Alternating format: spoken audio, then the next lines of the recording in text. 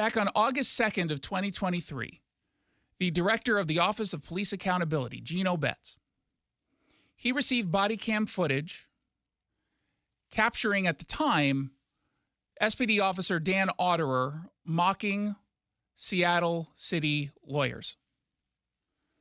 Auderer, also vice president of the Seattle Police Officers Guild, he was commenting on that tragic accident where Janavi Kandula, a 23-year-old graduate student, ended up getting hit and killed by an officer, a different officer, who was driving his patrol vehicle to an overdose call. She made a mistake and tried to cross a crosswalk as he was speeding by. She clearly miscalculated the speed. He obviously did not want to hit her, but unfortunately the officer did, and she ended up dying. So Dan Auderer goes and does the evaluation for potential impairment, which is standard procedure after incidents like this. He cleared this officer. They didn't meet at the scene of the crime, of the accident. They met at the West Precinct. And afterward, because he is the SPOG vice president, he called the SPOG president. And they were talking about the sadness that everyone must feel at this point, not just the family, but obviously, again, an officer whose mental health now is something they're going to have to try to help to the extent that he needed it, because no one wants to accidentally kill someone. It's a burden that they carry with them forever. And so they were talking about that. And then, of course, the conversation got into how the city of Seattle is going to try to downplay Janavi Kandula so that they don't have to pay a large settlement to the family. Unbeknownst to him, because this was a new body cam system, his body-worn camera was turned on. And it caught a portion of this conversation. You could only hear Dan Auderer's voice. And unfortunately, the part that was caught was him privately, again, this is a private conversation with the SPOG president, mocking city attorneys. Yeah, just write a check. Yeah, $11,000. She was 26 anyway. She had limited value.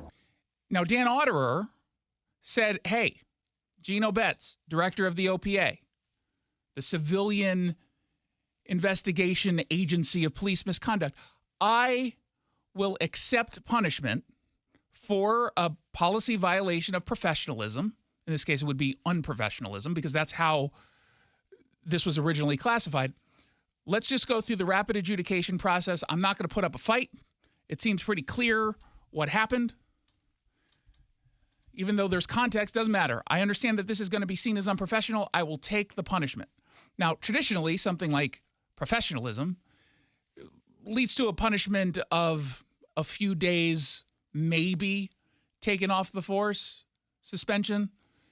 Sometimes it's just a written reprimand. It kind of depends on how many of these you have. But in the grand scheme of things, a professional violation or professionalism violation, very, very, very, very minor. 7 minutes after Dan Auderer sent that email requesting rapid adjudication, 7 minutes, it was immediately rejected. It's not even clear if Gino Betts read the full letter that was sent to him. 7 minutes. And that was, for Dan, the first clear indication that this was going to likely be something way bigger than professionalism. In fact, on November 9th, the OPA escalated the complaint, putting in place a bias policing accusation. Because in that clip you heard, he said her age and gender, although he got the age incorrect. He was wrong because he barely knew any details about her. He was never told anything specific about her. But because they went to bias policing, not just professionalism, it turned something that was a minor complaint in the grand scheme of things into something that could lead to his termination. And it appears that the intent was to add this so that they could fire him. Because I've got the documentation. And it's all available at KTTH.com.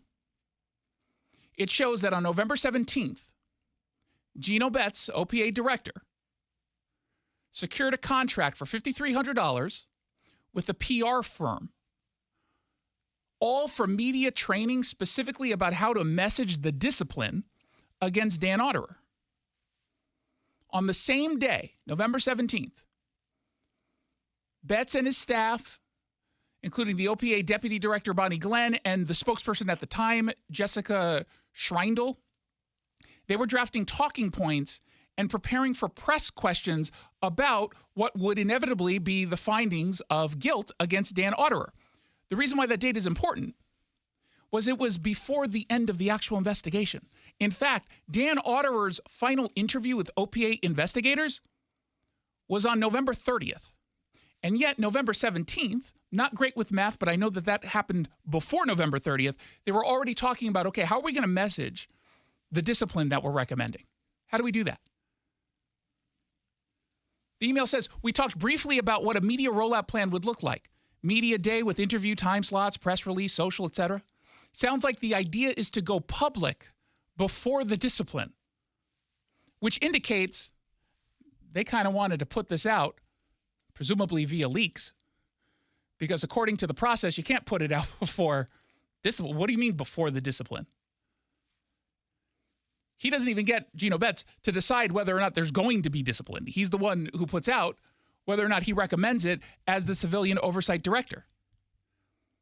Another email, again, weirdly dated November 30th, which was the date of the last interview for Dan Auderer. Quote, meeting to draft talking points and examples of questions we may get concerning Auderer case in preparation for media training with Kerry.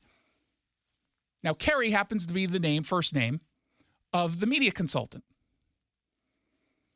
Because he knew he was going to have to message this in an effective way, presumably because he wanted the public to create enough anger that would force the hand of, at the time, Police Chief Adrian Diaz to terminate Dan Auderer. That appears to be the intent here. A day before his final interview, Gino Betts started to edit the questions that the investigators were going to ask Dan Auderer. Now, I don't know whether or not that is standard practice because Gino Betts won't answer any questions about it. But I guess I would understand if the supposedly impartial, independent civilian director says, well, this question is a little bit too broad, or the opposite, it's a little bit too specific.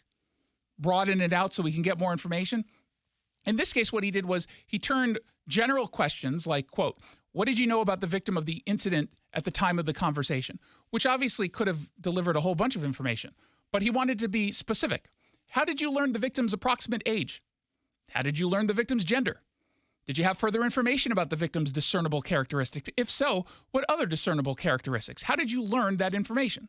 So in other words, it kind of sounds like he's actively seeking an answer that he can then pin on Auderer to find him guilty, rather than just get a basic understanding of what had happened and then, based on the facts, come up with your findings.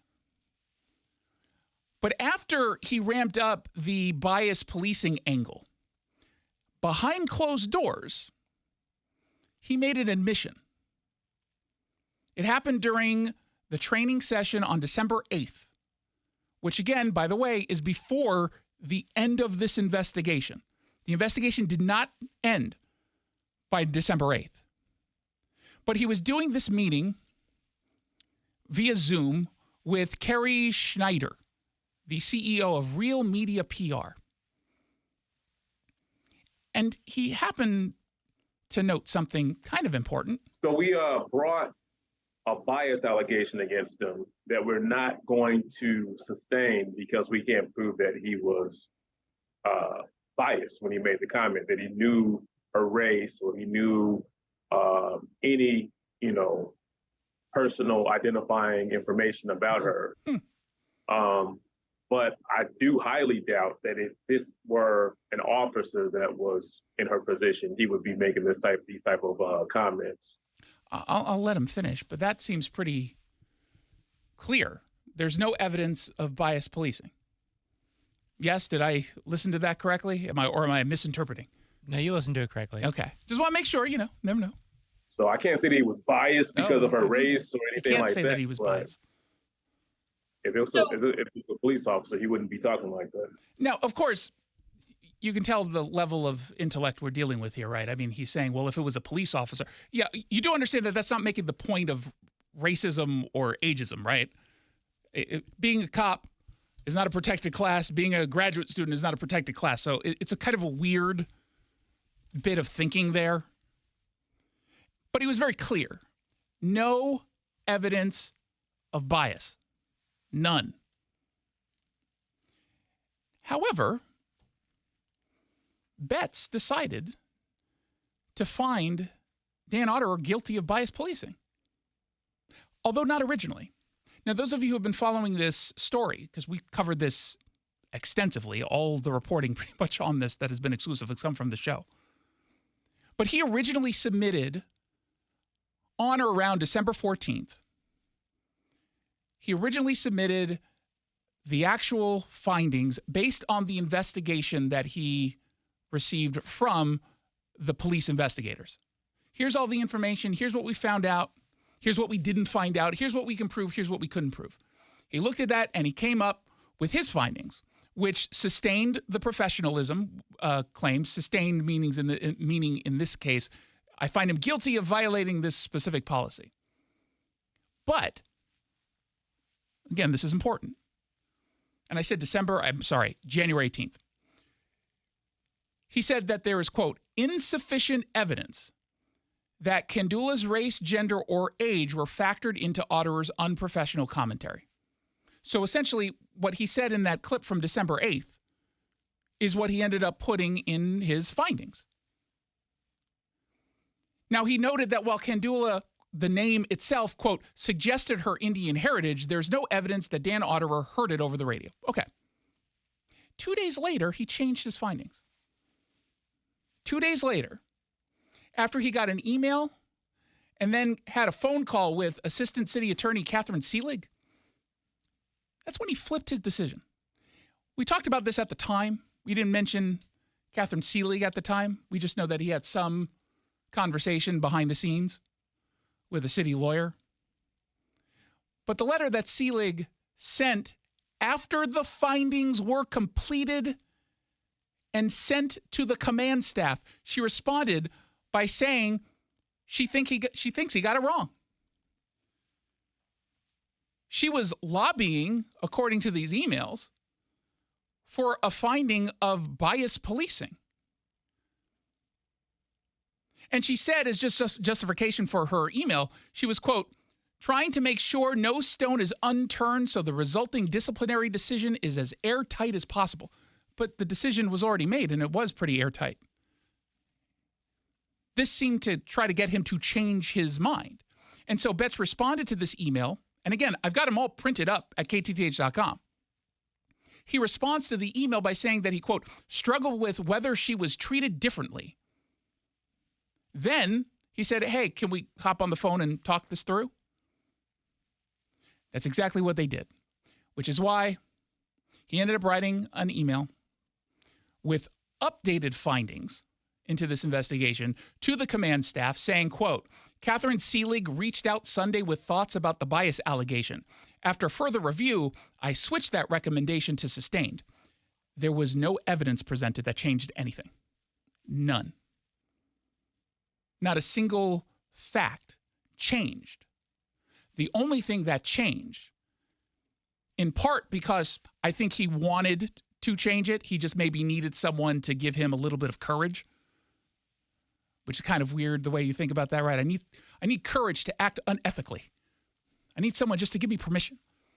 But also because obviously Catherine Seelig, an assistant city attorney, lobbied for a change of findings after the findings were submitted.